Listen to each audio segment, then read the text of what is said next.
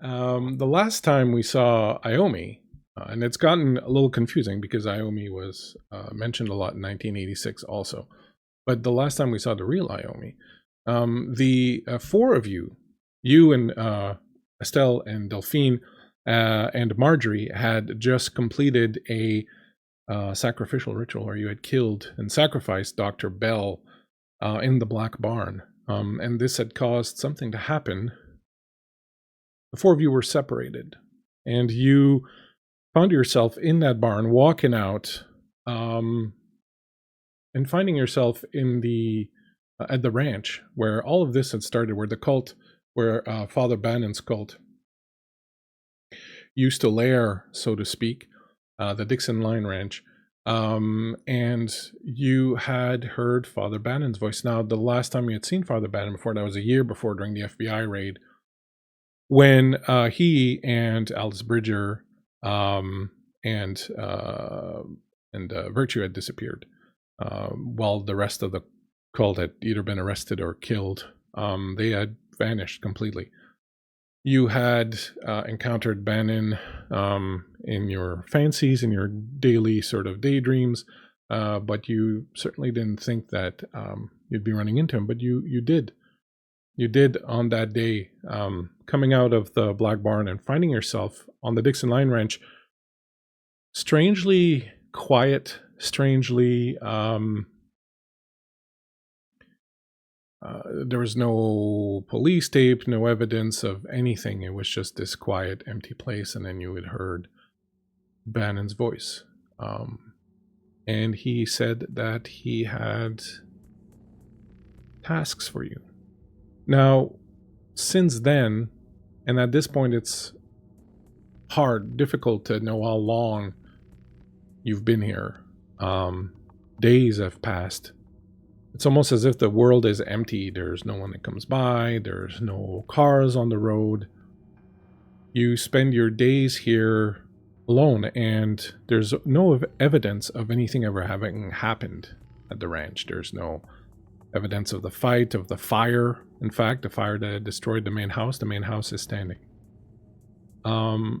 So you've been spending your days alone, and at night, Bannon returns from the Black Barn every night. But in the past few days, and it's difficult, like I said, to know exactly how many have gone by, what have you been doing? How have you been occupying your days whilst you wait for Bannon's return every night?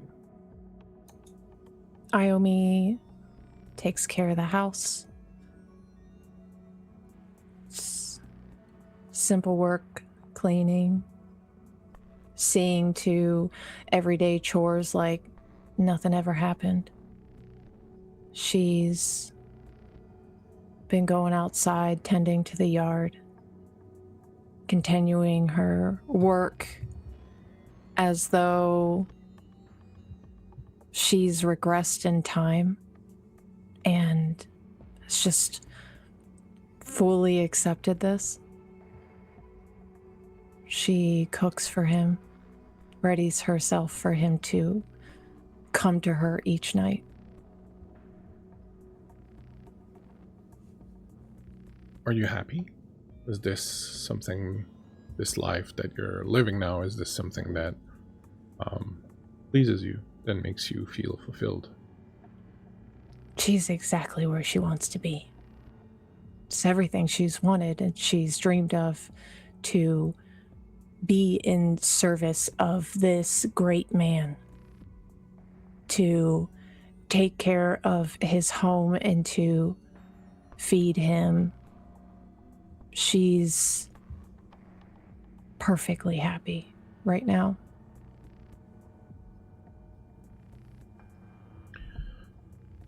At night, Bannon emerges from the Black Barn where the rituals occurred. You don't know where he goes, and he doesn't speak of it, but every evening when he returns, just as the sun falls away behind the horizon, he looks and feels and smells as if he's been working hard all day. He's covered in sweat. His clothes are dirty and covered in soot.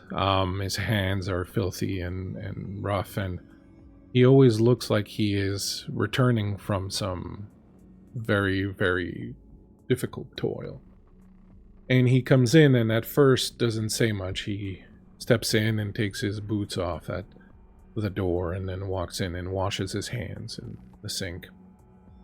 Comments on how good whatever you made smells, how beautiful the house looks. It's this strange domestic low life that you're living with this man who is, as far as you know, dead. But the two of you will sit and eat, usually in silence, and he thoroughly enjoys the food, and he eats ravenously, like he has no bottom sometimes. And then, when that is done, he will sit on a rocking chair on the front porch. He will light up a pipe. You'll come and sit by him on the ground, and he will tell you stories. He will tell you stories of his past, tell you stories of things that he's seen where he goes during the day, although he's always kind of vague about these things. And then when the two of you are ready, he'll take you out into the field. He alternates now. Some nights when the two of you have sex, he is very rough and very demanding. And some other nights he is kind of gentle and loving, and you're getting this new side of him that you hadn't seen before. And every morning when you wake up, he's gone. And the cycle begins again. And at this point, as I said, you're not sure how long it's been, but tonight, as you finish cleaning up just before he arrives, you look up and you see him come out of the barn. And he crosses the backyard and steps up and he opens the front door. And he takes a deep breath and smells what you've cooked. And he says, "It smells as lovely as always. But there's something I need to show you. Would you come with me, darling?" She wipes her hands off with a dish towel and sets it aside on the counter and walks towards him. "Yes, sir." He towers above you. He's this tall, gnarly man with this strange, almost disfigured face in places due to the injuries he sustained in the war. His hair is long, dark, and kind of filthy always, and his skin is that dark color of leather that men who work outside all day long kind of have. He smells faintly of wood smoke, and he tips your head up and he gives you a kiss on the forehead, and he takes your hand and he walks out with you. And when you walk out, it's as if time has jumped forward. The sky is completely dark and filled with stars, and you see beyond it that machinery again in that sky, those giant cogwheels and those smokestacks and those strange leaning edifices off in the distance. You remember when you first met Bannon and how he couldn't see these things, and so part of the rituals that he would do with you was so that he could see them reflected in your eyes. But now he looks up and you can tell that you're both looking at the same sky. And he pulls you close and he keeps a hand tight around yours. And he says, "Have you been finding happiness these past few days?" Sometimes I think that maybe I died and went to heaven, and that this is heaven. Well, I'm sorry to say, darling, that is not heaven, and in fact is just the opposite.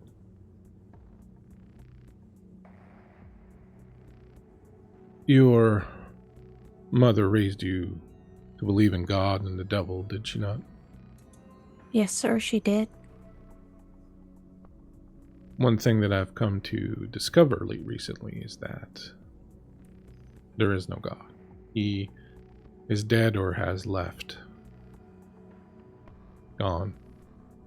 somewhere. Does that surprise you? I've heard this as well. I'd like to tell you a little story, Naomi, and then I would like to show you something. I need something from you. I need you to do a few things for me, and I need to show you how to do them. But before we do, I think it's important that you understand how we came to this place, how we came to be right here in this moment, you and I. Yes, sir. He'll drop down and pull you down to sit with him, and he sits cross-legged on the ground, and he just pulls you so that you sit in the sort of basket made by his legs. And when I was 22 years old, I enlisted in the army. It was 1952.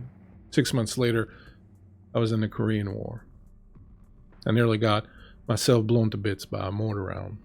My right side, leg and arm and face were smashed and destroyed. So bad I should have died. While I was convalescing, the most horrific pain I ever felt, I saw him. An old Korean man making soup. Only it wasn't soup he was making. He just sat there, barefoot on the edge of his fire pot, boiling away. No one else seemed to notice him. When I called out, he showed me what he was cooking. He cut the faces off of dying soldiers, and he was boiling and curing them to make masks.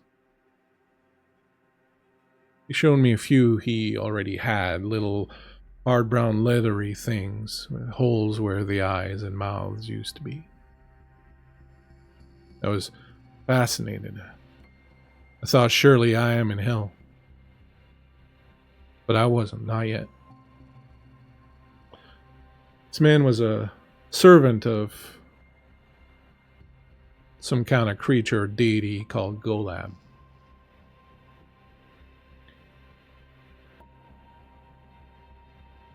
As Golab is the lord of pain. My pain, he said, that pleased his lord, as did my enduring of it. So he would make sure that I was spared. I got better. I felt so much pain and still do every day, and I still have this, and he points to his dead eye in his right side. But I got better. And before they shipped me back, I found that old man again, and I made him tell me about Golab, in the real world beyond the illusion that we think is the real world. When he was done telling me, I killed him, and I boiled his skin, and I left it there to be found by whoever came up after. I did make drawings of some of his masks. He had names for them, and I copied some of them down. He reaches into his pocket and he pulls out this rolled piece of red cloth. And when he shows it to you, you can see 5 strange faces that look flat and like masks almost. And underneath are words like denial, anger, bargain, depression, and acceptance. The masks are strange and alien and somewhat off-putting.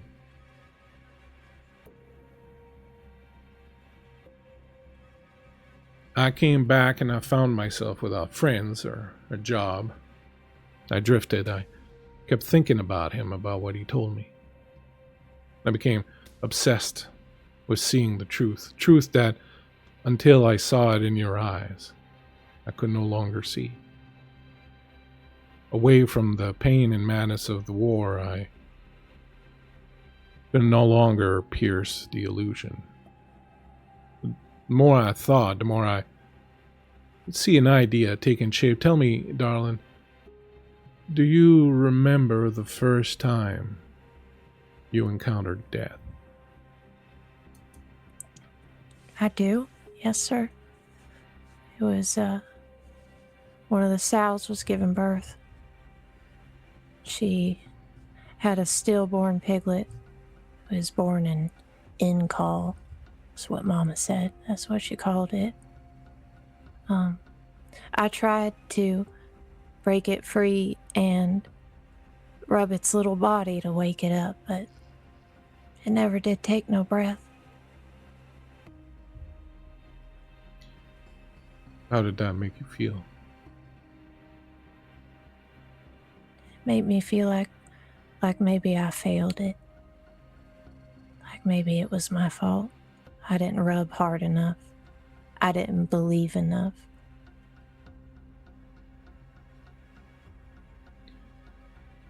Did you think that perhaps someday it might be your turn?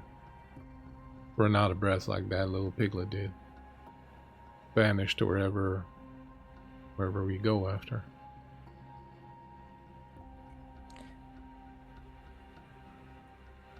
I believe so. I guess every time I prayed to the Lord, it was like making a promise that maybe whenever that did come, that I would go somewhere nice. So I guess I sort of thought about it. Do you think there is somewhere nice for us to go to? I'd like to think so. At least hope. Maybe God didn't really forget us or leave us like everyone keeps saying. Well, I'm sorry to tell you, sweet thing, but God, whatever he was, is gone. And left behind are his angels and his archons, and they're the ones who keep us imprisoned here in this illusion and feed off of us. I've seen as much now that I've been to, well, I guess what you would call hell. Do you think that the angels are bad?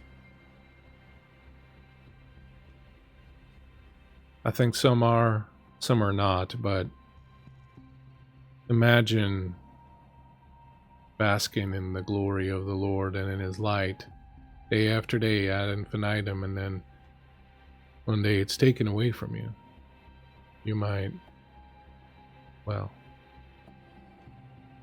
get to feeling a little contorted in your mind.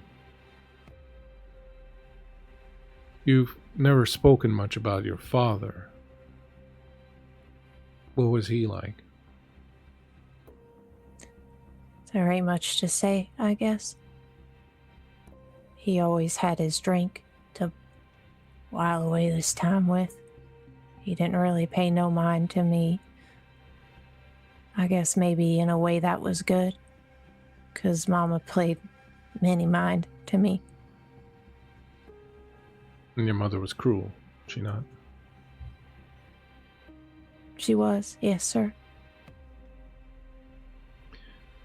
You never had, as a child, someone to look up to have faith in.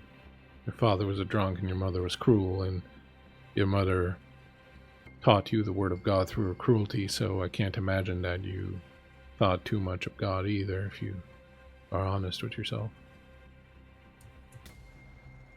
Maybe not, but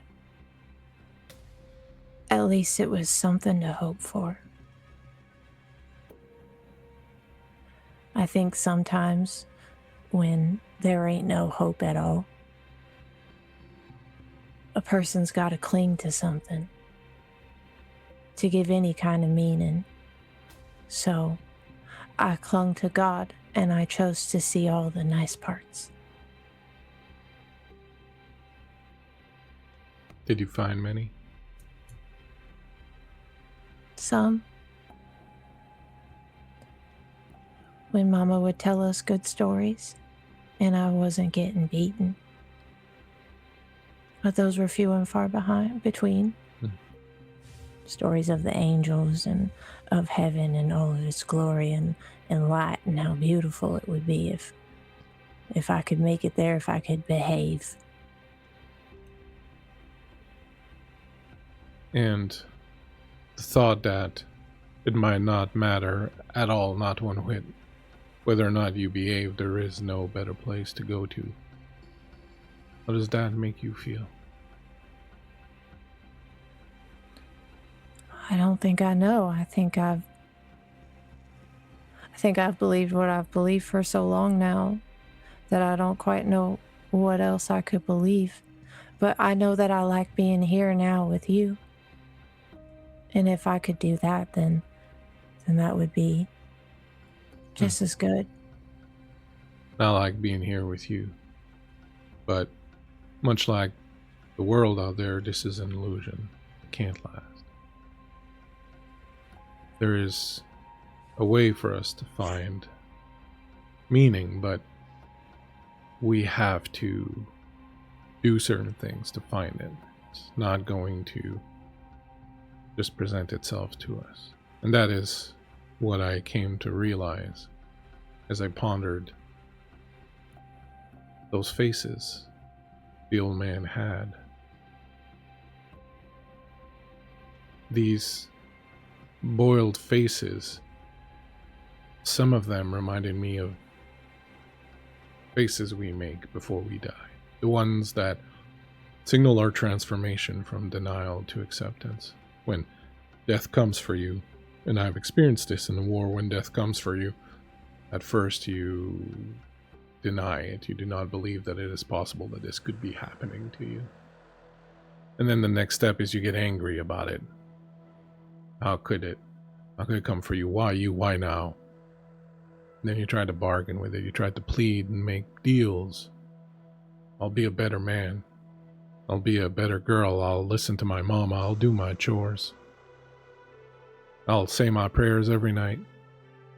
I'll let my brothers do whatever they want with me. Then depression. You hate what you are doing. You hate what you've become. You hate what you are willing to do to avoid death, and in that moment you get acceptance. This is what life is, and this is how life ends. And once you gain that acceptance, then you become free. Then you are free of the fear of death, and you can do anything.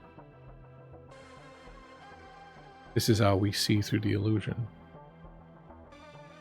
I came to realize I couldn't see anymore, but I could make others see. If I could take another human being and guide them through this transformation step by step, I would reveal the truth to them. If we are all fallen angels, I could give them back their wings. 5 stages, 5 faces, 5 heads, the wings of angels. The 5-headed angel. So I began killing in 1966. San Francisco, moving down along the coast, I targeted abusers, adults who hurt their children, pimps, wife beaters, priests, anyone who used their power to abuse others. The object was to keep my victim alive in the most exquisite pain until they reached acceptance and awoke to a new self. Each stage had a particular face or head, and I was the angel delivering all of them. 13 I killed this way. But I made one mistake. You remember Alice Bridger? I do. Yes, sir. He looks over his shoulder at the sound of dogs barking. I didn't know we had dogs. You never liked her very much, did you? No, sir. I admit that maybe I was a little jealous of her. Jealous?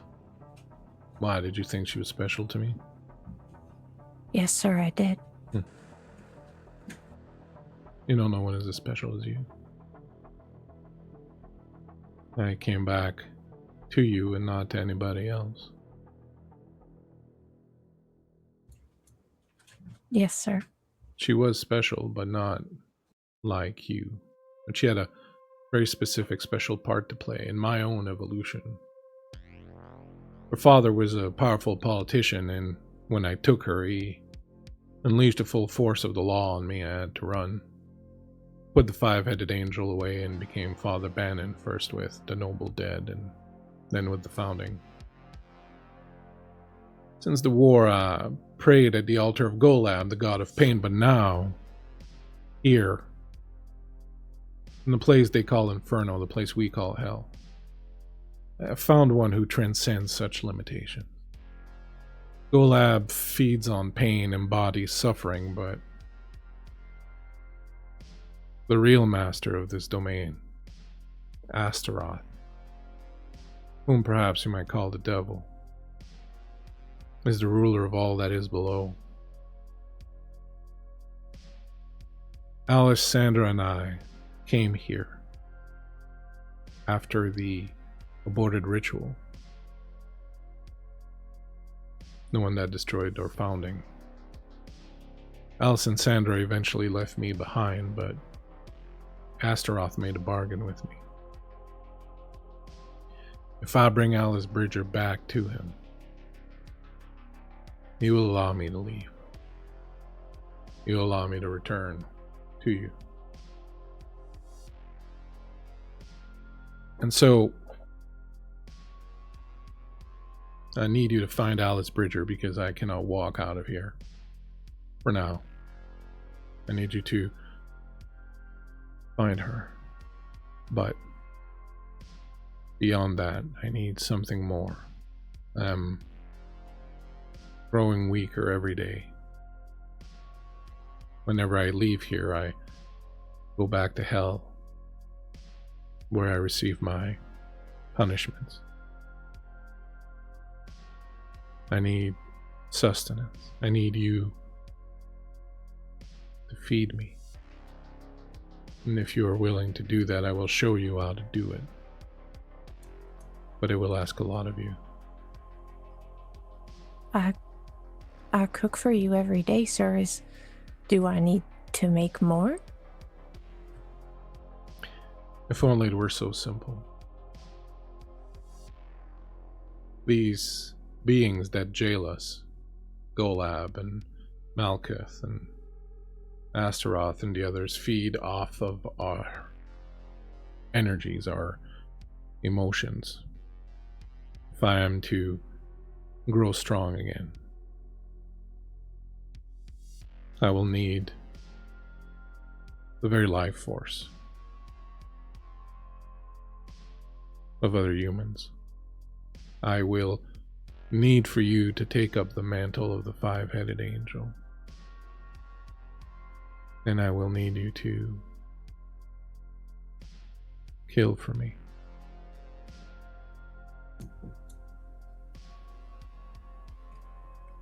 I can do this. Can you? I can, sir. I did so to get here in the first place. To find you. I saw. But this time it'll be different. More personal. It has to be done in a certain way. You can deviate from the ritual or it'll be for naught. You'll need 5.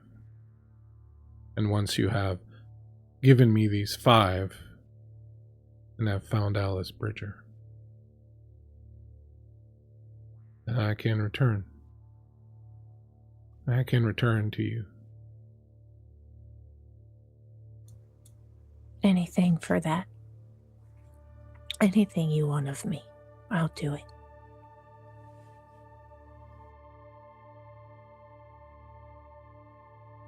Do you know that when we would lay out in the field, joined, and I would look in your eyes and I would see the reflection of the real world in them?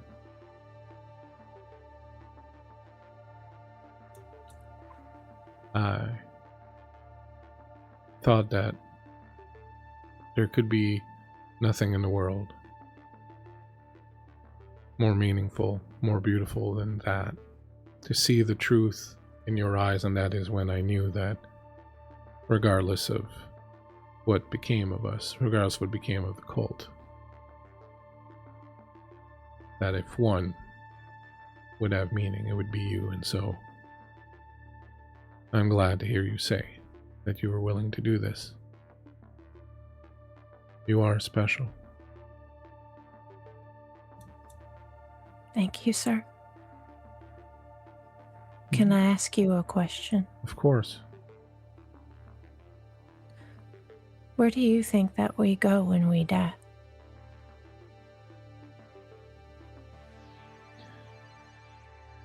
That is the best part of all of this. Iommi, we don't go anywhere when we die. We simply become what we've forgotten we really are. Our true selves, buried deep in these prisons of flesh, upon our death emerge, recognize themselves in each other, and resume their rightful place in this world. There is no God because there are gods, each and every one of us, in our own way, but we've forgotten, and now we need to remember. Does that mean that when we die that we'll still see each other?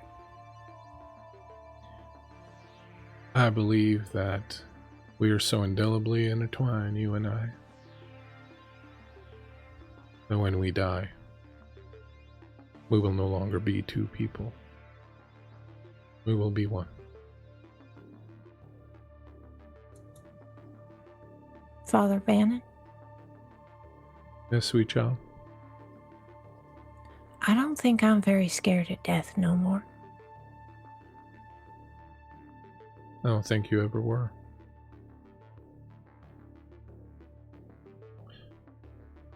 Come. We have work to do before the sun comes up. And he gets up and helps you up. Are you coming out like this, or are you going to put some shoes on? Would you like me to wear shoes, sir? I would like you to do whatever goddamn well please. I don't know, something about this just feels right. Then let's go. Let's Yes, sir. go learn. And he takes you by the hand and he leads you back towards the front of the ranch. And there's an old pickup truck there. You remember it was a pickup truck that he used to drive back in the day.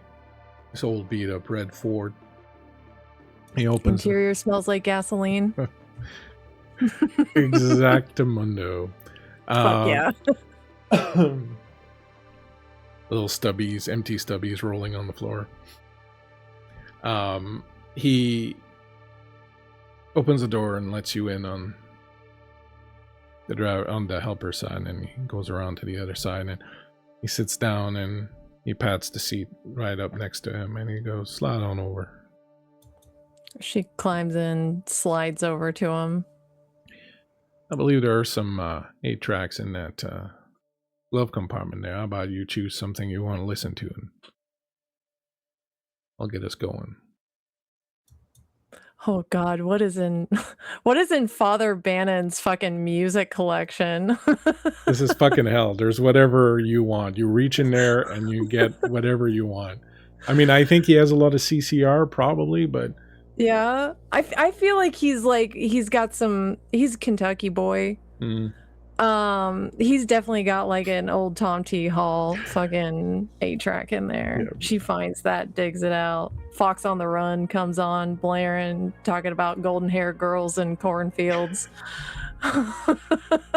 And as that song comes on, you see cornfields on either side of you. You've never seen corn in Nevada, so you're like, what the fuck is going on? But there it is. You drive back into town as you approach the town, as you approach Hartwell, you notice again how completely empty it is. There are no other cars on the road. As you get closer to the city, you start seeing people. But it's as if the city now is entirely populated with homeless people and drifters and scavengers, everyone looking very rough, very lean, very hungry, kind of shuffling about. Bannon says, "Would you mind looking in that glove compartment again? I believe there's some cold iron in there. We might need that." She opens it up and digs it out. You hold on to that for now. Yes, sir. Did you ever learn how to shoot? I've shoot a couple times, sir, yes. You any good at it? I ain't shot in some time, so I don't know, but I'll try really hard. Sure, you'll do great. Just aim away from me. I want to make the joke of her, like, tipping the gun back and looking down the barrel, but she doesn't do that. She's smarter than that. He would just kind of arch an eyebrow and wait to see what happens.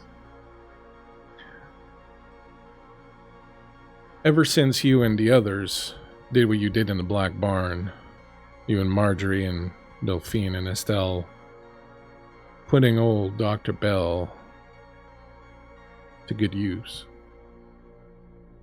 you've crossed over to a certain degree. You've become borderliners. Borderliners are the people who fall between the cracks, who don't have enough awakening yet in them to fully see through the illusion and be able to see the vastness of Metropolis beyond, but also too awake to stay in the real world and in the illusion. Borderliners are extremely dangerous. They get rabid caught between these two worlds in this liminal space, just never really knowing where they belong or how to move forward, and there are dangerous things in the borderlines. When this is over and you return, you should find the others and warn them to be careful. Slipping between the real world and the borderline is too easily done, oftentimes without you noticing.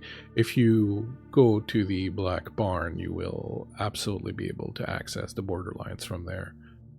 In fact, these little rituals I will ask you to perform should probably be performed there. Make it your own little sanctuary. I'll see to it that you're not disturbed there, but these people that you see here, some of them are not human. In time you'll be able to recognize them, but some of them are strange, hungry creatures that have escaped from these other worlds, from Inferno and from Metropolis, and found their way here. It's as close as they can get to our world. And they feed off of the people who stumble through here, so never trust anyone here. That understood? Yes, sir. Do you remember the first time we met in that community hall? I do, sir. We came out of the back rooms, having changed, and wearing that oversized sweater, and yeah.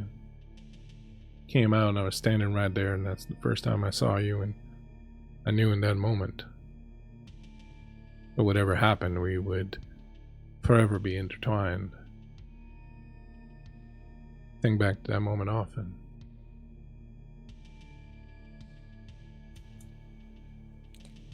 I'll always find you, sir. I know you will. He pulls to a stop and looks behind you, down that alley. See anyone you recognize? She looks down the alley. See a number of people gathered around fires and old oil drums and sleeping under trash piles, and they look very desperate. And among them, you see someone you recognize. He's lost a lot of weight. He's got that 1,000-yard stare. His hair is a mess and his cheeks are gaunt, and he's wearing this oversized military jacket. But you recognize Sage. Sage was one of the members of the cult with you, and along with the other 3 women was supposed to be initiated that night. You remember him following you, leading you, in fact, down that tunnel towards where Bannon was, and when you came onto the barn, everything happened when you were knocked out. He was gone after. Did you see him there, warming his hands by the fire? I think I do, sir. I think he'll do nicely. Go down there. Approach him. I'm sure he'll recognize you. Tell him whatever you want, but bring him back here. Will you do that? Yes, sir. If you get in trouble, I'll be there. I think she looks down to the gun that she's kind of holding in her lap. She's in her usual, like, soft little peasant dress. She's kind of like, the fuck do I put this? He reaches over and he takes it from you, and then he reaches into his pocket and he pulls out a folding knife. Here. This will probably be a little easier to hide. Put it in the waistband of your underwear or something. She does that very awkwardly and then starts to slide back over towards the door. Thank you so much, Tim. Strong old D&D. All those subs. Tim's the man. Go and check out Strong old D&D. I'm sure everyone here is already following them, but if you're not, go and follow Tim. Tim's one of the funniest guys making content.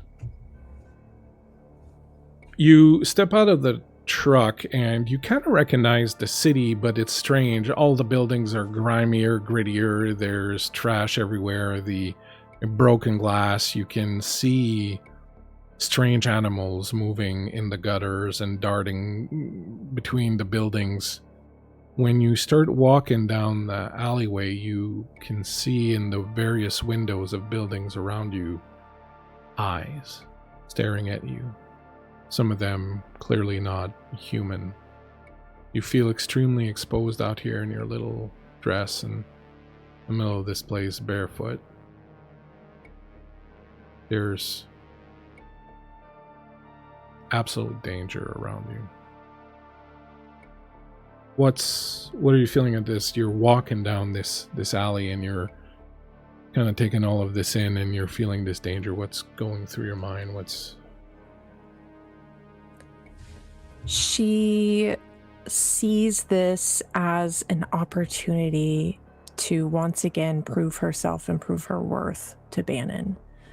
And as she walks down this alley, she does so with a soft ease amid all of this ugly. She's this beautiful, gentle thing that almost kind of glides through the alley. She's not scared. She feels more important now than she's ever felt in her entire life. She couldn't possibly be scared, not after what Bannon told her in that field, and she believes him. She trusts him. He's done nothing but take care of her. So she's just walking, making her way down, preparing herself to talk to Sage.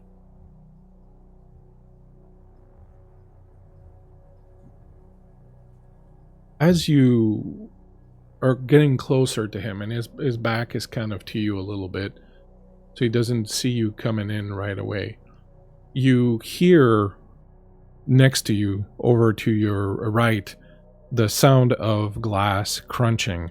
And when you kind of look over, you see that you've come by near where there's this little sort of barred entrance or locked entrance, like a gate to a little back alley where people would drive down to go park their cars or something. And as you step by it, you see it open briefly, and you see a hand reach out to you.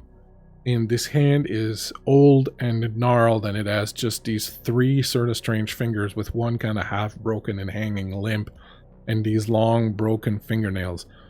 And it reaches out to you, and you hear this kind of wet slobbering sound that comes from behind the door. If you would, please give me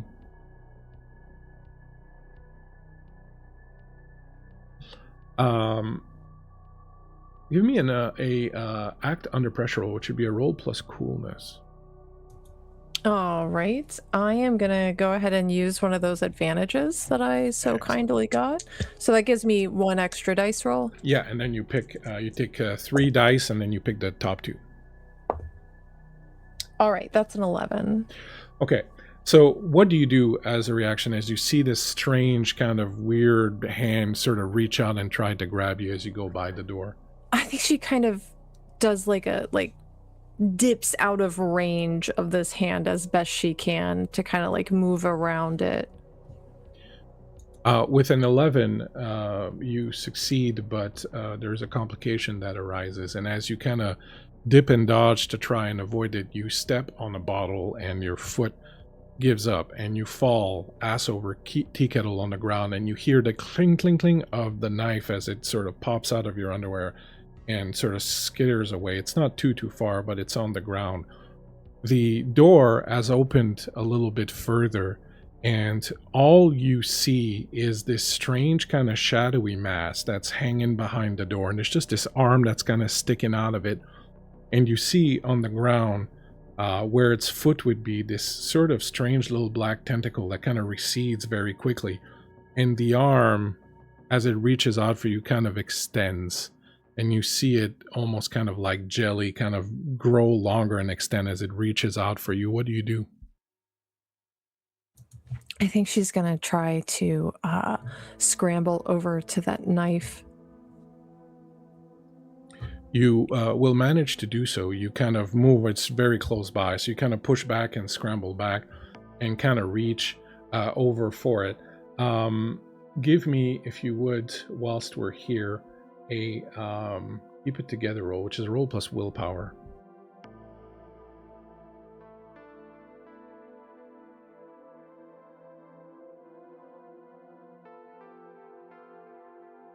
Oh, sorry, I didn't realize I was muted. That's a 19. Excellent. So you're not shocked out of your mind about sort of what's going on. You manage to kind of skitter back and grab the knife, and you flick it open with one thumb, just as this hand kind of reaches out. Now it's really long. It's like 3 times as long as an arm should be, and it's kind of still got that kind of jelliness to it as it reaches out and goes to grab the front of your shirt. What do you do? I'm gonna try to slash at that hand to get it away from me. Roll plus violence. Oh, putty. I'm gonna go ahead and use my other advantage because that's my weak points. Oh my god, what are these rolls? Oh god, that's that's a 4. That's a 4. Yikes. You slash out with the knife, and your wrist hits the arm of this creature, and even though it looks kind of gelatinous, it's pretty solid, and you feel kind of a snap in your wrist, and the knife just goes flying and scattering in the little alleyway behind it. And this hand grabs into you, and you feel it kind of spread apart, almost as if the one hand is becoming like 5 or 6 different strands, as it spreads out under your shirt and starts to wrap around your torso and starts to pull you towards it. You're scraping on the ground as it's pulling you, and you can hear this kind of wet slobbering sound that it's making around the corner. And as you're getting closer to it, you can see this strange kind of bulbous shape of something in the shadows there that is kind of pulling at you. I'm going to ask you to make a roll plus soul. Okie dokie. That's a 13.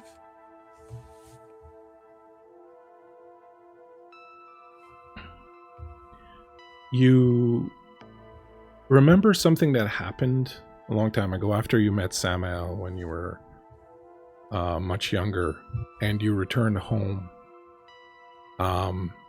and you confronted your brother. Do you remember that moment? Something happened. You did something and confronted your older brother as your mother was about to punish you.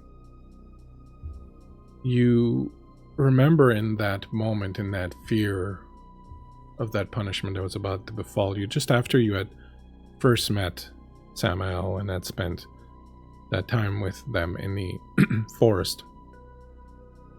You remember being filled with this strange, warm kind of glow after you'd had sex with the angel, and you had tapped into that, and you had stricken your brother with this power. And maybe it's kind of a hazy, half-remembered memory.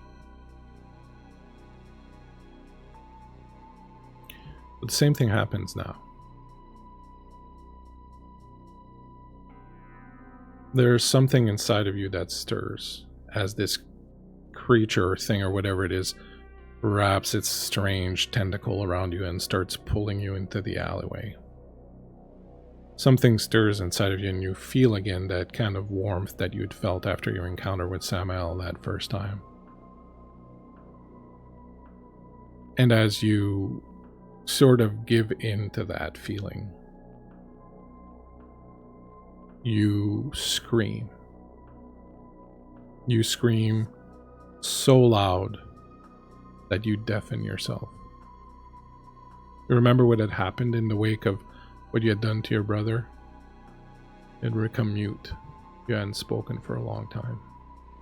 And it's as if right now, all that sound, all those years of wanting to scream at the abuse that you suffered at the hands of your family and never saying anything, never speaking a word. It's as if it all comes out in this one throat-shredding, ear-shattering scream.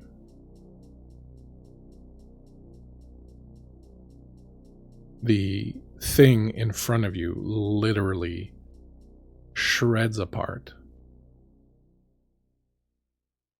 Bits and pieces of it fly off everywhere, and it's literally as if it was made of strings. And all these little sliver of strings sort of just explode out and litter everywhere. And as they do, they land and you see them start moving, and they're all these little black worms. And they all kind of scamper off, slide in between cracks in the ground, disappearing in the grass, burying themselves in sand. You feel them moving on you underneath your shirt, where that arm had grabbed you, and they start falling down around your feet, underneath you where your dress opens up. What do you do?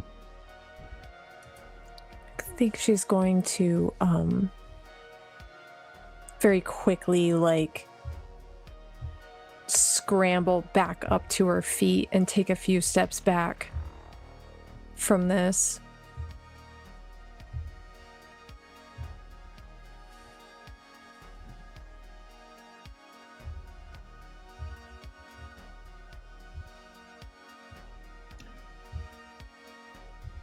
You don't know where that came from.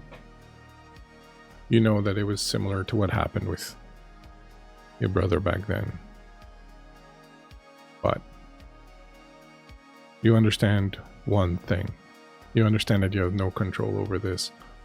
And you understand that if it happens, that it would be as easy for it to target friends and allies around you. as it would be to have it target just whatever threat you're facing. And you know this inner power of yours is something you can't control, but it's manifested twice now.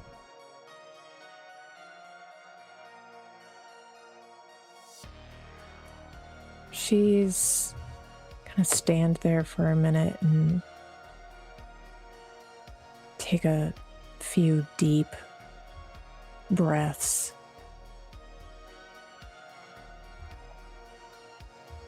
And then she'll kind of reach behind her and dust the skirt of her dress off.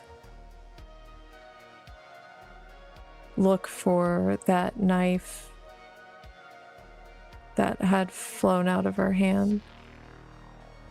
Make her way over to it and pick it up and return it to where she had been keeping it. When you do that, you hear behind you, Iommi? She turns around. You notice that all the other people that were in the alley have scattered. The alley is empty, but Sage stands there, looking at you and disbelieving almost. How did you get here? What are you doing here? I was looking for you. You know you've been missing for a real long time. Missing? I thought you were missing. I thought you and the others had disappeared. I just woke up alone in that goddamn barn and you were all gone. You doing all right? Oh, no, I'm not doing all right. I don't know where I am. I don't know what this place is. I don't know what's going on. I've seen so many strange things.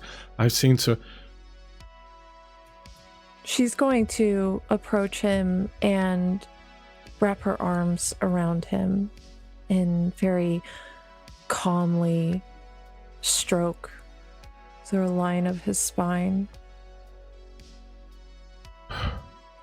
Shh. It's all right.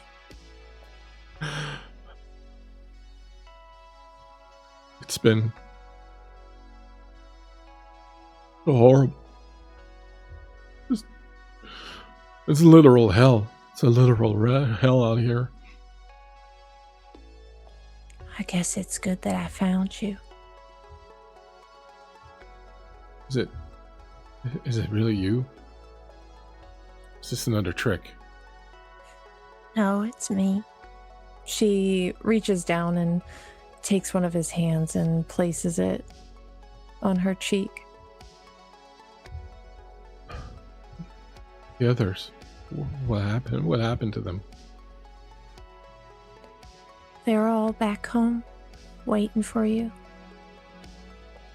They helped me so I could get here and find you. There's no end to this. This is just a nightmare, an ongoing nightmare. A nightmare. I don't know. I don't know how long I can keep going. Don't leave me. Whatever you do, please don't leave me. Whatever you do. No, I ain't gonna leave you. Why don't you come with me, Sage? And I'll take good care of you. I'll get you out of this place. Okay. He reaches over and he grabs a little black worm that was in your hair and he pulls it out like, That's not even the most fucked up thing I've seen out here. She looks like kind of oddly unfazed about this. Are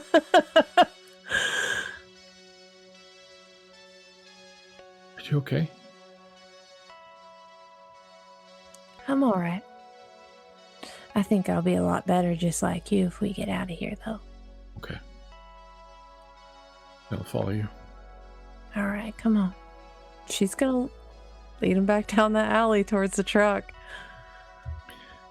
You lead him back down.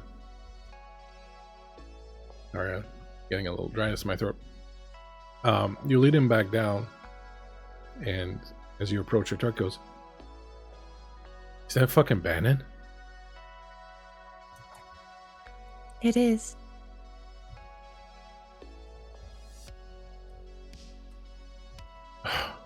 Okay, I guess somebody's gonna explain at some point. I don't care. I just want to get out of here at this point. Yeah, let's get you out of here. Don't worry about it right now. All will be revealed in time, I'm sure. Okay. And the two of you climb aboard the truck, and Bannon gives Sage a reassuring smile, and he says, "Got a little singe there, honey? You?" I'm all right, I guess. Saw you did just fine. Made me proud. So as you are, so you return, the three of you, Sage, and Bannon return to the Dixon Line Ranch. And you can tell that Sage is a little bit unnerved by this because like everything kind of went awry there. But you can kind of see him do the math in his head that probably slightly better here with you all than back there. You have no clue what that thing was that came after you in the alley, but it's a sign of the kind of shit that's out here, you know. Rough gig. But you return. Another fucking day in paradise. Yep. Well, hell, actually. But you will return to the ranch. Walk in, and Bannon will ask you to put the kettle on, and Sage will kind of sit in the corner, and he's kind of shivering, and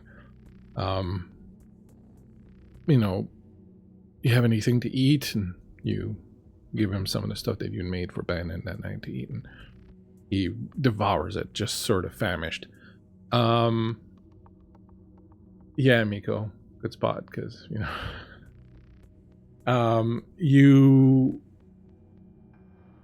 Bannon will slip up next to you and will say very quietly, "I'm going to go prepare some things. When you feel he's ready, bring him to the barn." Yes, sir. Good girl. Gives you a kiss on the forehead, and he grabs a pail and he's like, "I'll be back in just a bit. You eat up now. Looked like you could use it." And he steps outside and heads back, and Sage watches him go, like kind of shoveling food in his mouth, and goes, "Fuck's Bannon? How's he fucking here? Where was he? What happened? What the fuck happened, Iommi?" I think you just need to get some good food in your belly. Maybe have a warm drink. And she sets a tea down next to his plate. We can talk soon. This is just very relax. I don't know if I can relax. I haven't seen the shit I've seen in the past fucking, I don't even know how long it's been. I've had to do things. I thought everybody was dead. I thought you were all gone. I thought I was alone. I tried to get out. I tried to walk away. I tried to leave town. And every time I would just find myself walking right back to it. Do you see the sky at night? Sometimes there's strange things up there. It's scary. Yeah. I don't know what's going on. It's okay. Used to get so fucking high when I was going surfing, and then it gets so hard and the world would seem all weird and strange, and I would just laugh at it. It never seemed threatening. I think she's standing at his side, rubbing his back softly. It's all right. We're gonna leave soon, and it'll all be over. Where are we gonna go? back home. California? Yeah. Where it's nice and sunny and warm. And all your friends will be there waiting for you. Oh god, I wish I could believe you. Pushes his plate away. You were always the sweetest, Iommi. Just kind of leans his head against you and starts to sob. She runs her hands through his hair. It's gonna be all right, Sage. I'll take care of you. I come this far, I found you. Promise? I promise. I think as like an outside perspective, because he can't see her face right now, her body is going through all these soft motions of stroking him, of calming him. Her voice is low and calm. She's almost cooing to him like a child. But if you were to pan the camera up, you would just see an emptiness on her face. Just a blank stare at the wall as she's going through these motions.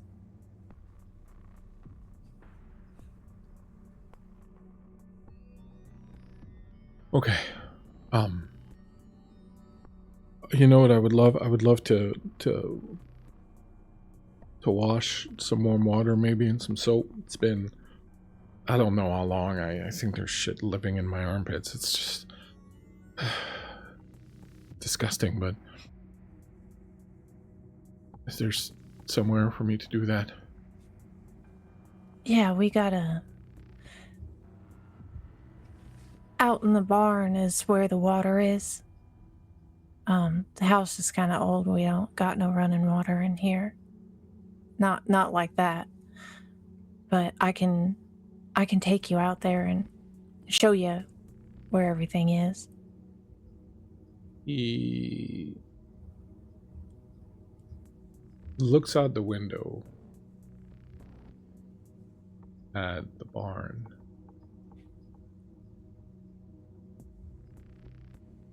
Can I be real honest with you? Of course, you can tell me anything. Afraid of that place. I don't know what they did in there, but when we were going there, when we were walking down that tunnel, and you know, and I figured what that tunnel was for, and what that room we were in was for. That's where they would take the cows. They would take them from the barn down through that tunnel, and they would take them in that room, and that's where they would kill them. It was the, what do you call it? The slaughterhouse room, the abattoir room.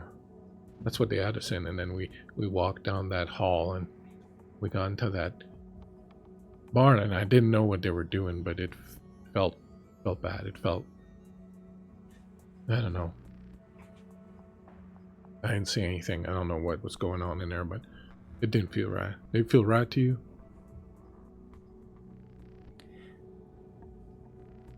It seemed strange, I guess. But Sage, we ain't no cows or people. And you're safe here with me.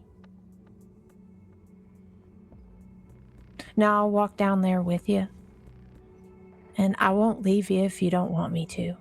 I'll stay right at your side. Okay. You ain't gotta be afraid of that big old barn. That's not what it's for anymore. It's a good place now. Okay. I believe you. All right, come on. Let's get moving. Get you cleaned up. Yeah. Gets up and puts away his bowl, and it's a well-mannered boy. He goes and he puts it in the sink and rinses it out. Wipes his hands on his jacket. You can clearly see there's dried blood on this jacket.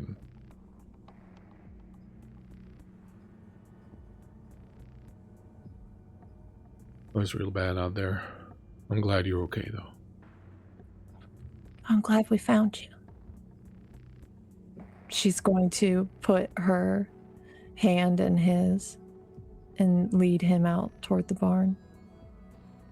He follows you. As you go towards the barn, you can see even more evident than ever before the strange elements in the sky. You can feel their presence looming overhead, almost as if you're standing at the foot of this giant skyscraper that's just lording out over you. You can feel the weight of them. You can feel the age of them also. It feels ancient and beyond comprehension almost in some ways. And as you approach the barn, you open the door. You see that it is empty. There is strange light filtering in, and it reminds you of that night you came here to sacrifice Dr. Bell. That light that was shining down in it. The barn doesn't look anything like it looked that night. It looked like this really beautiful, almost church-like place. Now it's just a barn. It's empty. There's dirt floor and walls and the roof, and that's it. There's not even the lingering scent of animals or anything like that. You walk into it. You don't see Bannon.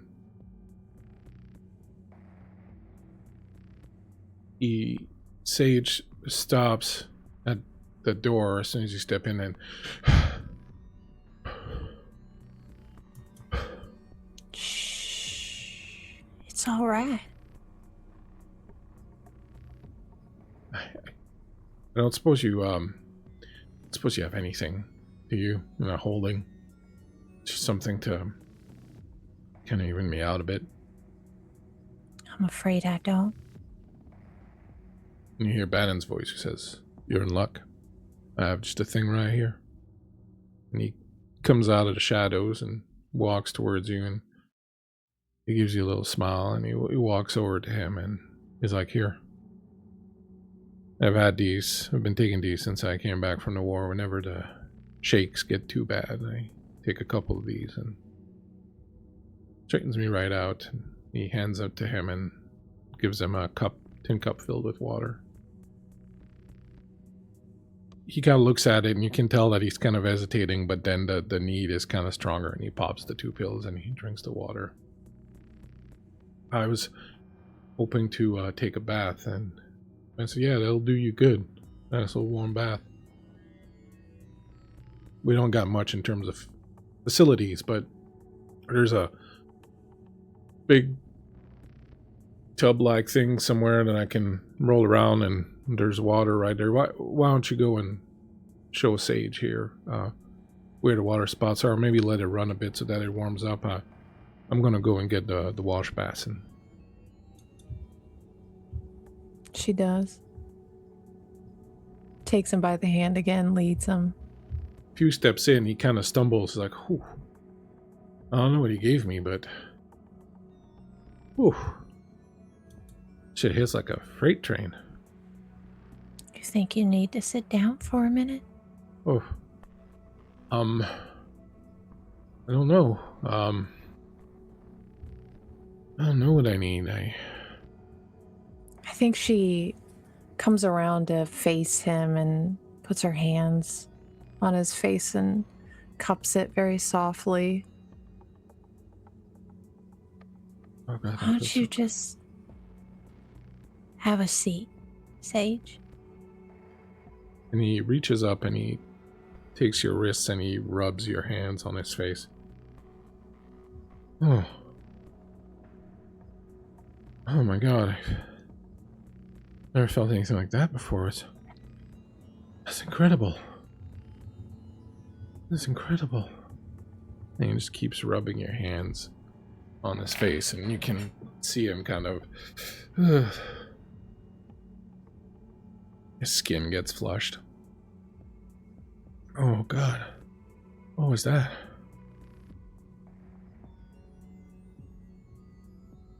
You ever taken these things? No, Sage. Wouldn't think you would. You've always been such a nice little innocent girl. Oh. She looks up and around while she's rubbing his face. Does she see Bannon?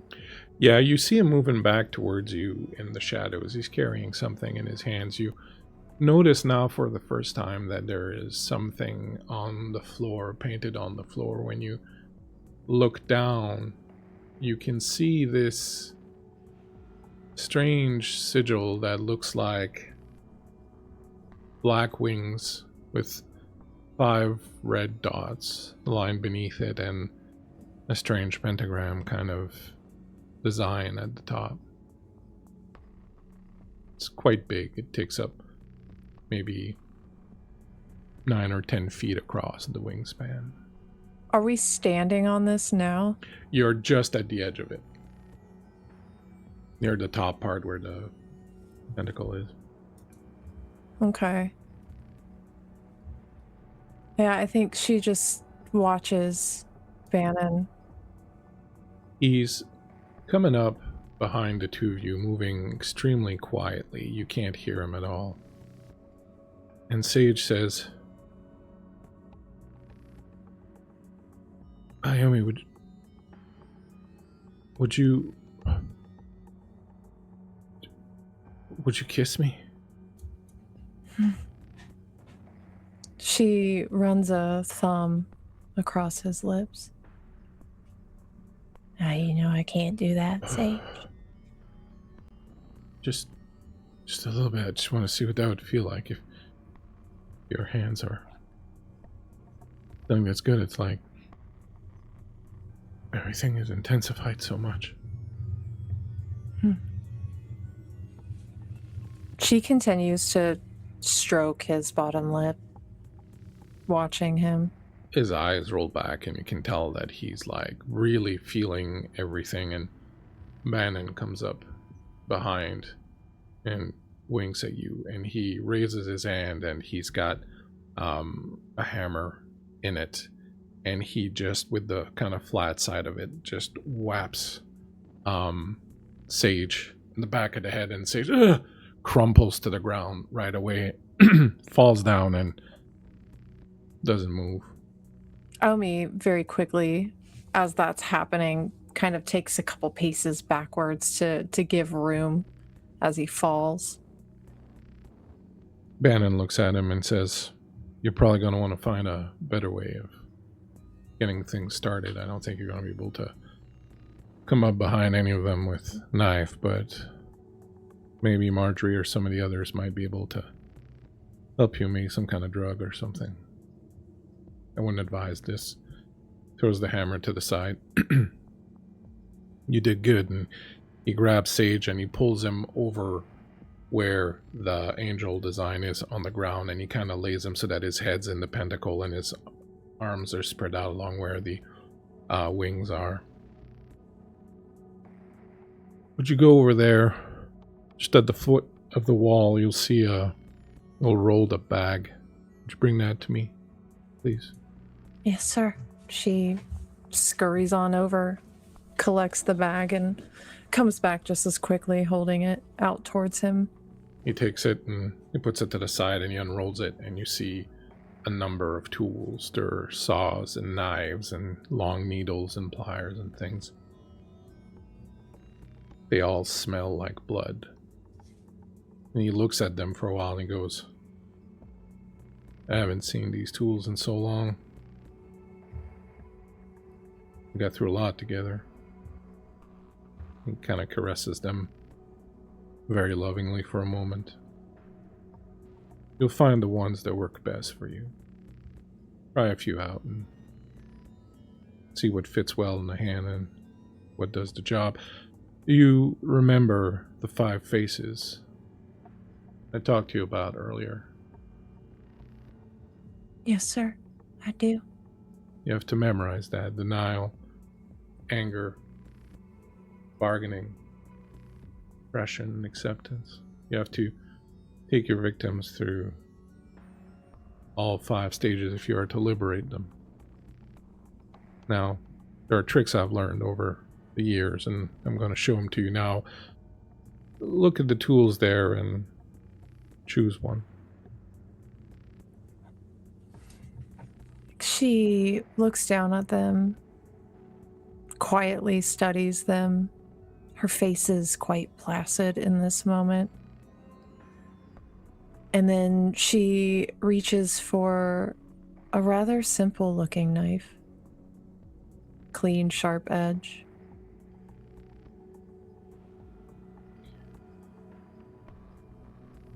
The drugs I gave him are gonna keep him from moving too much, but at some point the pain's gonna wake him up, and that's fine. We need him to be awake. Now, come over here, and he steps to the side and he puts a couple fingers just under his rib cage. The first place you want to cut is right under here. Now you want to make a cut not too deep, but about 4 inches long, maybe, right here. Can you do that for me? Yes, sir. She takes the knife and guides it over to where his hand is and pushes the blade into the flesh. She's a little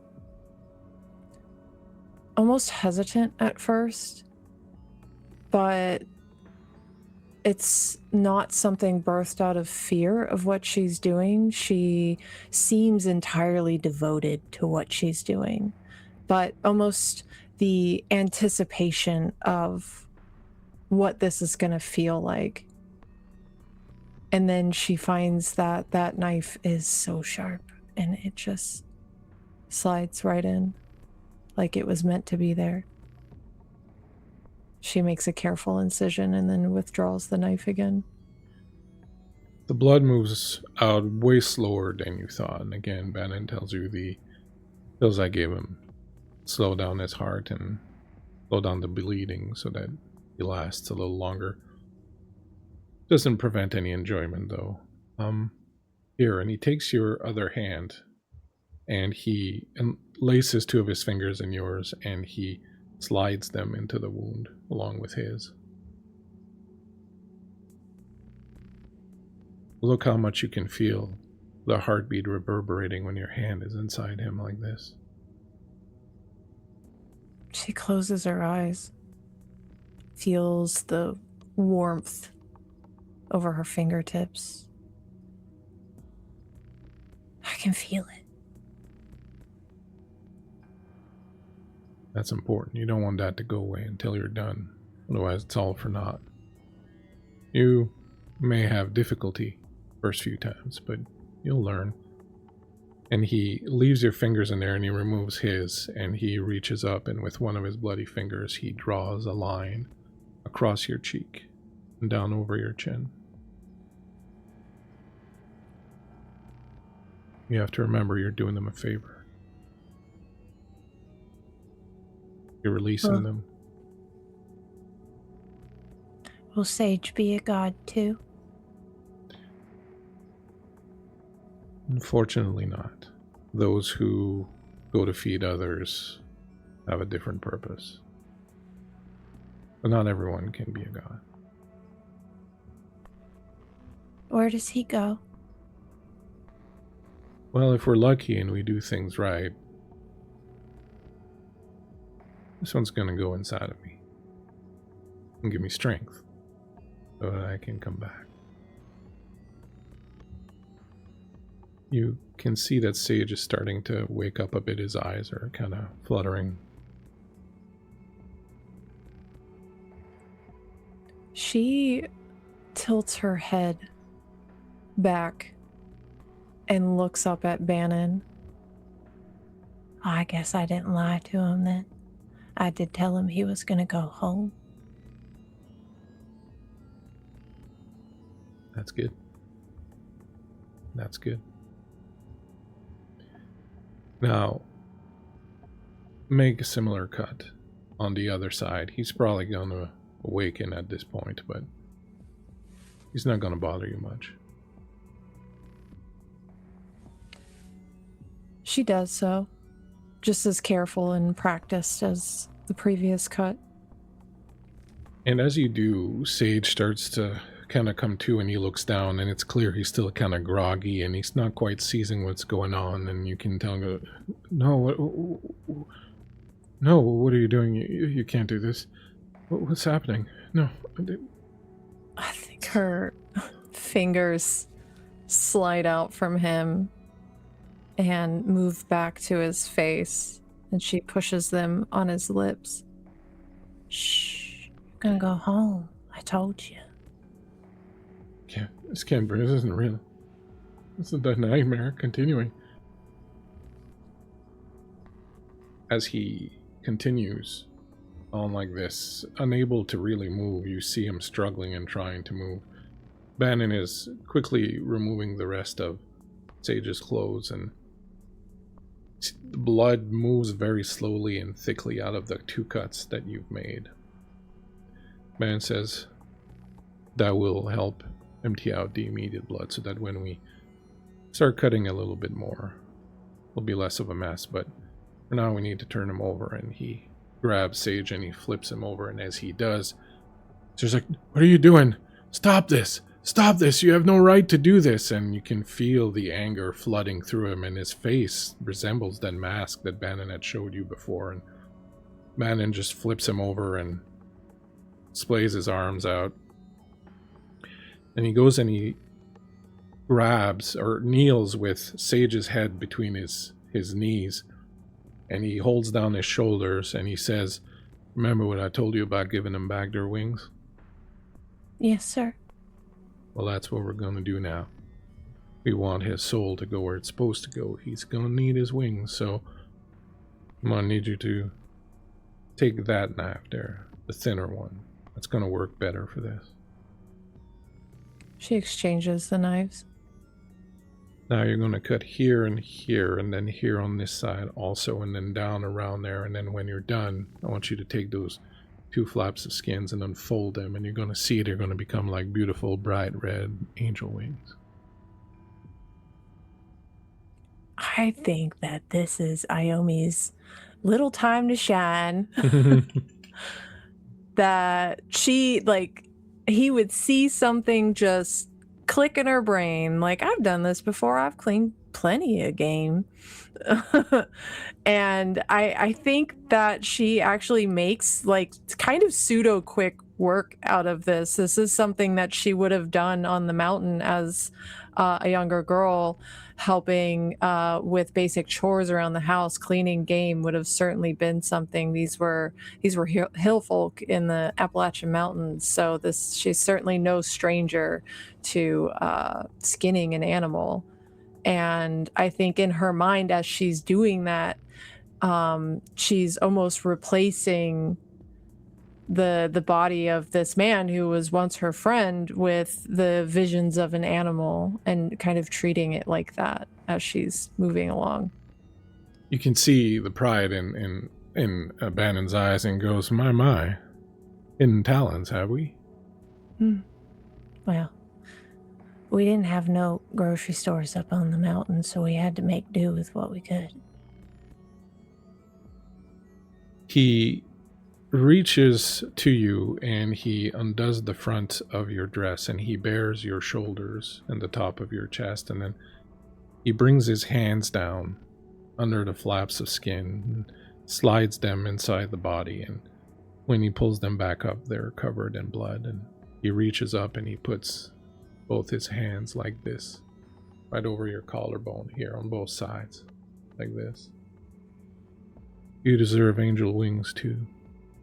And he presses his hands, and when he removes them, you see these red crimson wings that are blooming over your chest. She very much so looks at those and fucking blushes. Just a little blushing bride. A little blushing bride. Beneath you, Sage has moved to the bargaining part, promising you anything, everything, if you'll just let him go, begging you. Iommi reminding you of small kindness he'd done to you in the past. What's Iommi's feeling now as she sees this man sort of already mostly kind of cut up and just begging and bargaining for his life like this? I think She is letting his words wash over her right now. And as he's begging her, in her mind, she is very much so feeling like she's giving him a gift. She's taking him away from this horrible place and replacing his pain with a freedom to be inside Bannon, who she clearly loves to a obsessive worshiping degree. And to her, there's not much higher in the world now that she is under the understanding that God is gone and has abandoned them. And I feel like there's a shift happening in her where she's almost replacing that God with Bannon. So in her mind, she can very easily rationalize that she's sending him home to Bannon, but she's sending him home to heaven by doing this. And this is a good thing. This is helping him. And you feel that connection to Bannon sort of grow with every incision that you make, and the smell of blood and meat that is no stranger to you. As you said, you're used to fixing game. It just feels like coming home in many ways. It feels like finally arriving where you're supposed to be. And as Bannon flips Sage over on his back and makes sure to reach out underneath and extend those flaps of skin so that while he's on his back, they kind of line up with the wings on the ground, and then he pushes his arms down. You can clearly see the angel that he's slowly becoming, and by now, he's crying.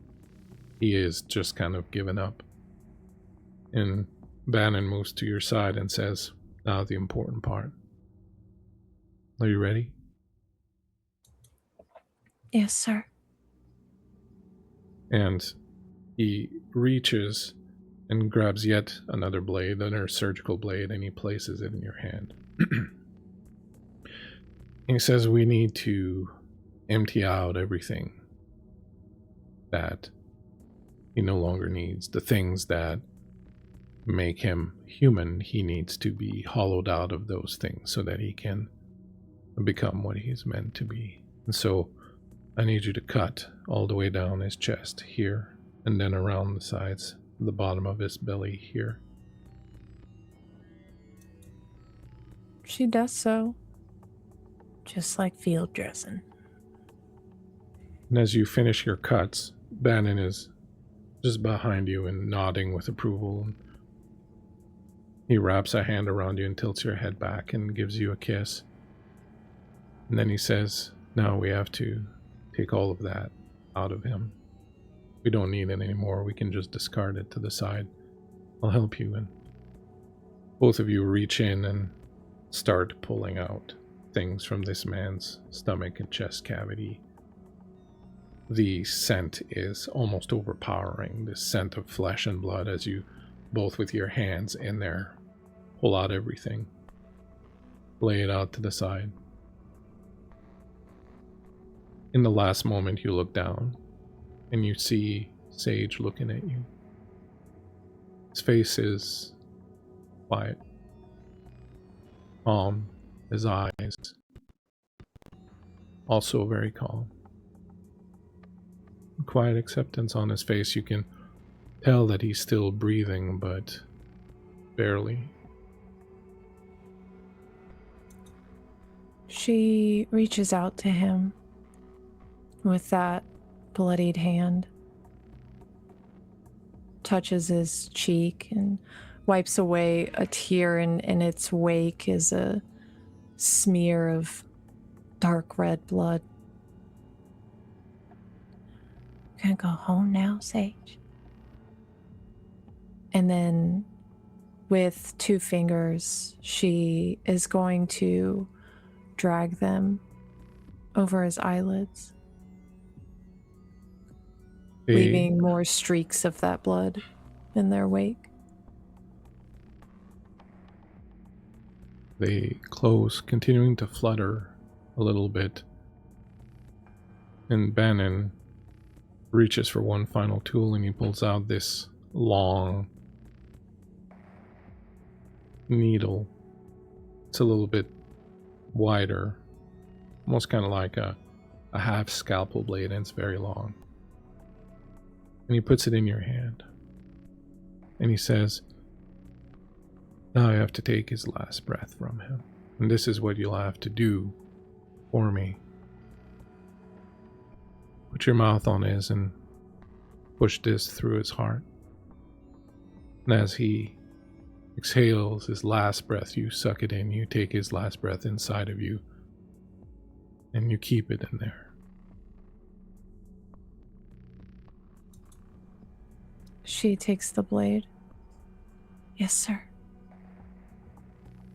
And leans forward, her hand moving back up into that now emptied cavity, feeling for the heart, that beating heart, positioning her other hand with the blade as she's doing so, and bringing her mouth to hover over his. Before she drives that blade home, she places a kiss on his lips, very chaste, soft, and then buries that blade inside of him. His last breath, when it comes, tastes sweet, full of life. Everything that sage was. And it fills your mouth and down to your throat, down to your lungs. And you feel the vibration in the needle stop as his heart stops beating. Bannon reaches out to you and puts his fingers through your hair and brings your face towards him. And he says, now you give me that breath. And he puts his mouth on yours and he waits for you to give him the breath. I think she just sighs into his mouth, like she's letting go of past pain and sadness, all those nights where she spent wondering where Bannon was. And she's here with him now, and she has this opportunity to have him back, and it's just a release into him. He breathes it in deep, and you can see a little bit of strength return to him. And he stands up and he looks even more powerful and glorious than ever before. You're kneeling on this body, blood is everywhere, and Bannon says, and that's how you feed me and you keep me alive. That's how you show them the truth. Wait here a moment, and he steps to the side and you hear him mess around with something, and when he comes back he's messing around with something in his hands and he's kind of doing this, and when he approaches you can see that he's taken a little piece of barbed wire from a roll of it that was on the side, and he's fashioned kind of like a little ring out of it. And he takes your hand and he slides this ring as a wedding band. The barbed wire bites into your skin as he pushes it on you.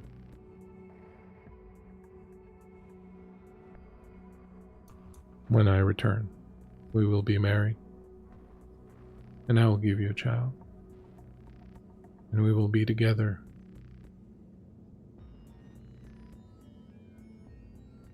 I won't let you down. I know you won't. You're a five-headed angel now. And he gets up again and goes to the side and rummages around again and comes back. And you can see that he has a red-hot branding iron. And the symbol on it is the wings with the 5 dots and the pentacle overhead. Where do you want it?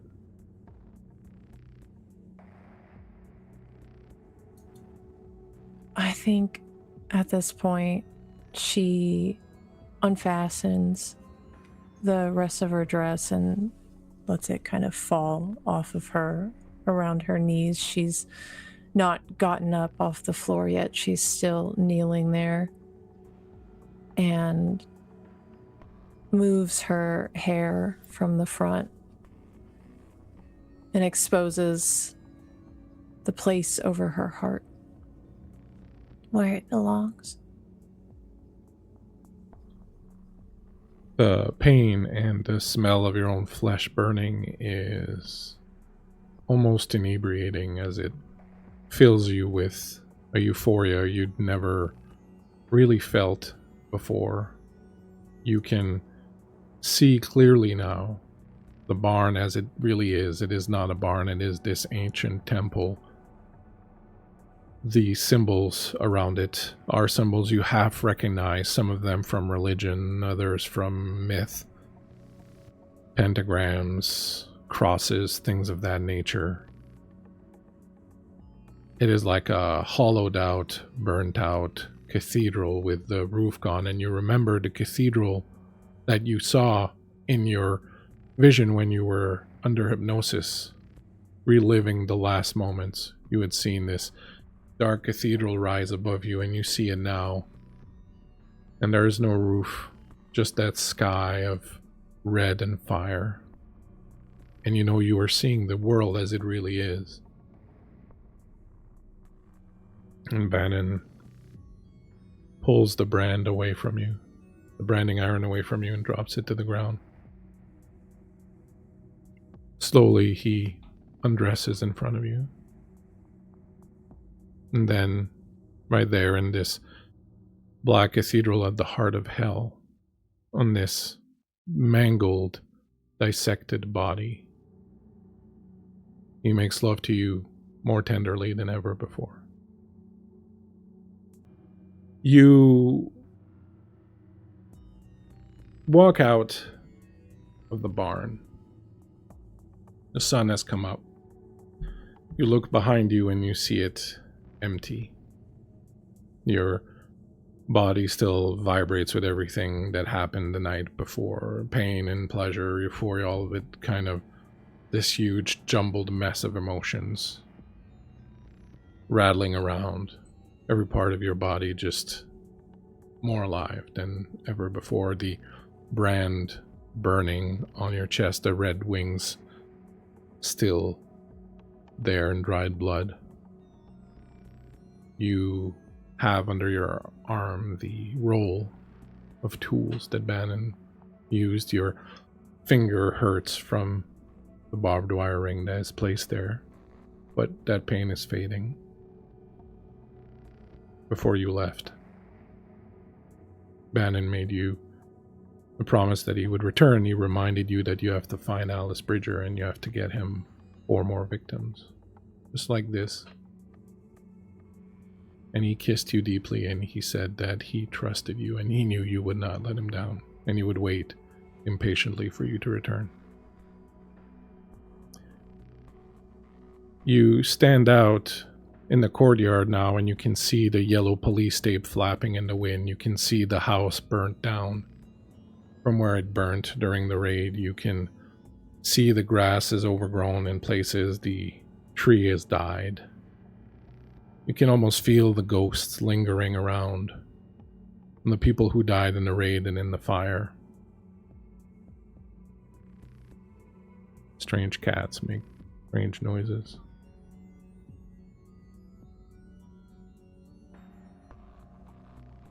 As you step out into this new morning, what is on your mind? What are you feeling? What are you thinking? She feels like a big hole inside of her has been filled. All that time looking for Bannon, and she finally found him. And it has filled her with purpose And though there's lingering sadness now knowing that she won't see him for some time, there is an excitement at completing his task and proving her devotion and her worth to him,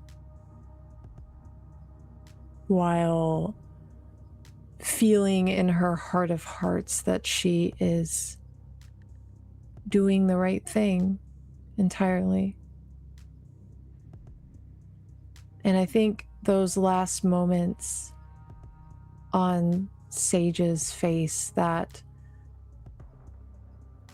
serene contempt, that acceptance, really drove that home for her.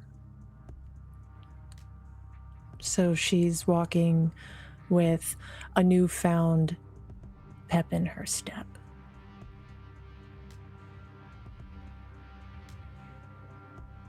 Walk around the front, the burnt out house, and you see there in the car that the two of you had stolen at the gas station weeks ago, Samael sitting behind the wheel,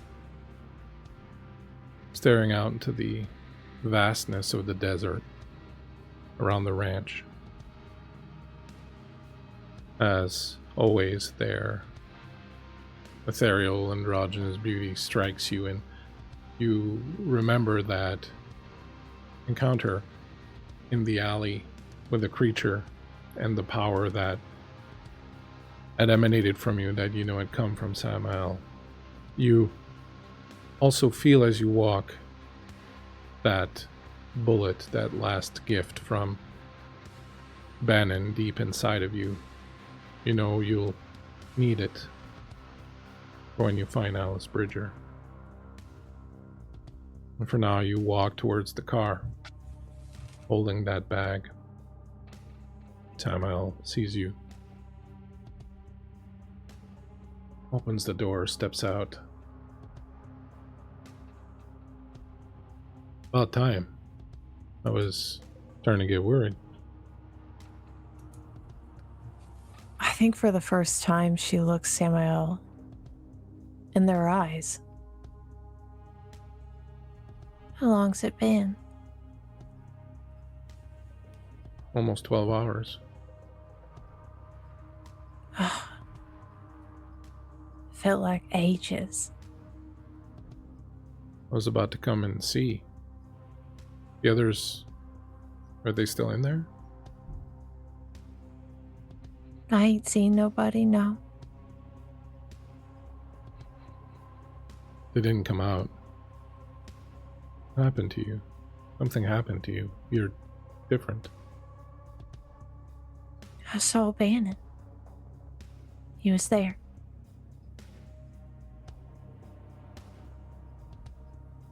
He told me how to bring him back. Is that what you want to do? With every fiber of my being.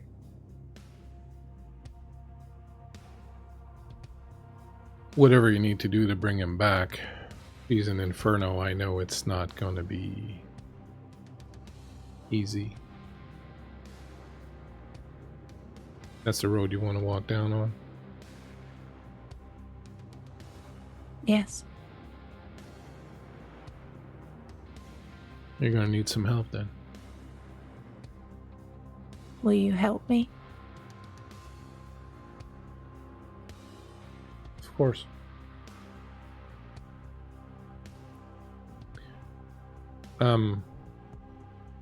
Looking for someone.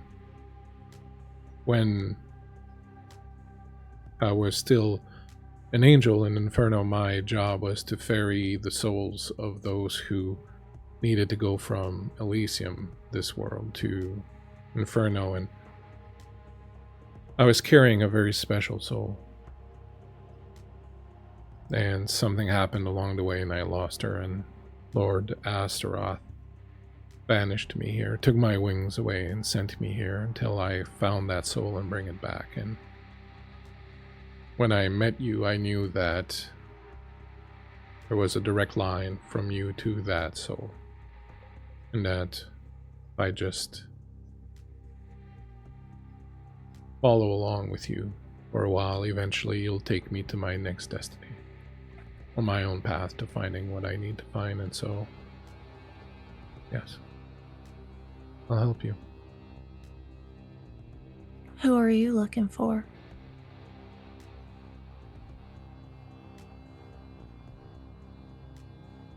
A young woman, very much like you. Sophia Kitchen. The name rings a bell to you. You remember a story, something that happened in a holler near yours when you were growing up, a young girl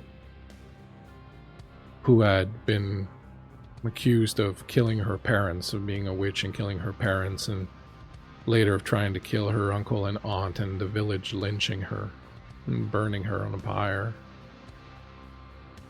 One of those stories that you hear people, someone who knew someone who knew someone who had seen it all happen. It was just one of those local stories that people tell in the holler. You remember the name. Cursed family.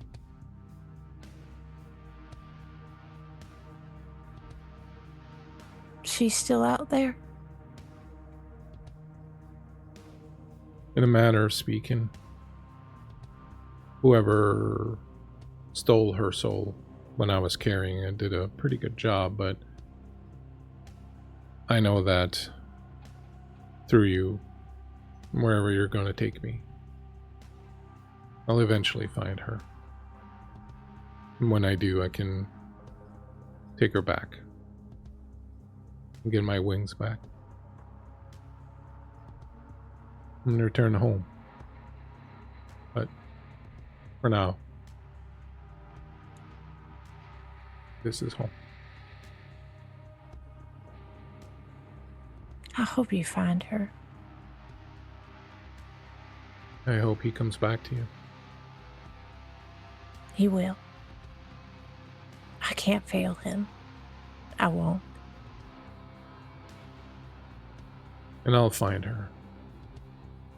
I can't fail Lord Astaroth. I won't.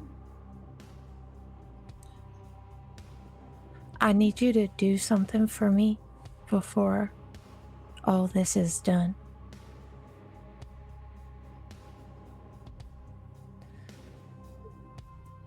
Father Bannon says that he's going to give me a baby.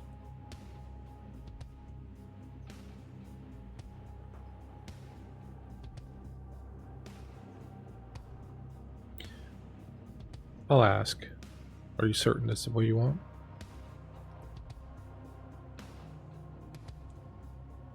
It is.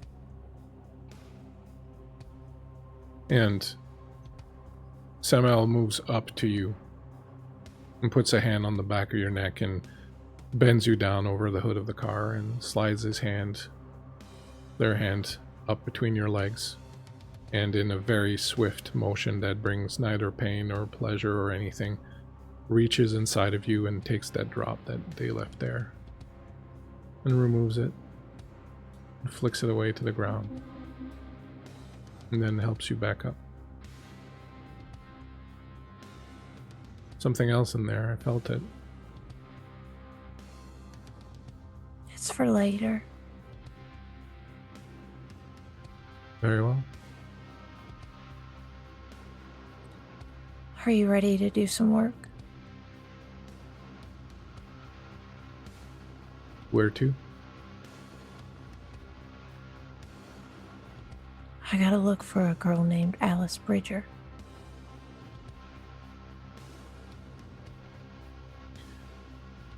Well, that's something to go on. Come on. Let's leave this place behind. She slips into the car. They slide in next to you. Put on whatever you want on the radio.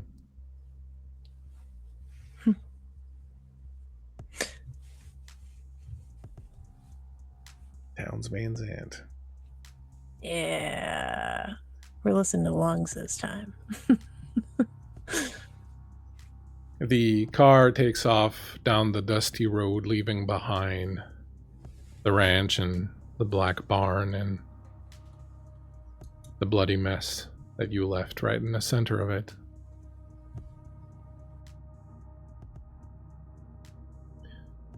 And with that, my friends, we're ending tonight's little story of Iommi.